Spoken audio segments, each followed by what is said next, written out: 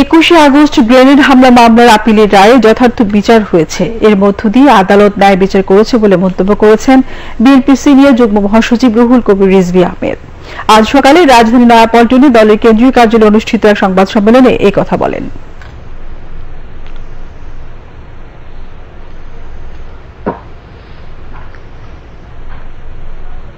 এই বিচার হয়নি আওয়ামী লীগের আমলে, কারণ তার বড় প্রমাণ হচ্ছে আওয়ামী লীগ তাহার আকান্তকে নিয়ে যেদিন তাকে তদন্তকারী অফিসার বানালো সেদিনই বোঝা গেছে যে সরকারের অশুভ একটি মনোভাব রয়েছে। তারা জনাব তারেক রহমানকে এবং বিএনপির অন্যান্য নেতৃবৃন্দকে মানে জোর করে রাষ্ট্রশক্তি দিয়ে শাস্তি দেবে, এটাই ছিল তাদের উদ্দেশ্য। আমি বলবো যে ন্যায় বিচার হয়েছে এবং আমরা দীর্ঘদিন রাজনৈতিক সংগ্রাম এবং ন্যায় বিচারের জন্য যে সংগ্রাম করেছি তার কিছুটা হলেও আজকে প্রতিফলন হয়েছে।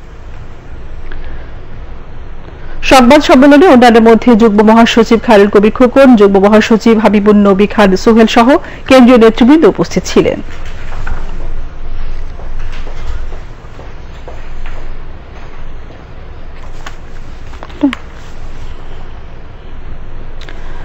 ডাক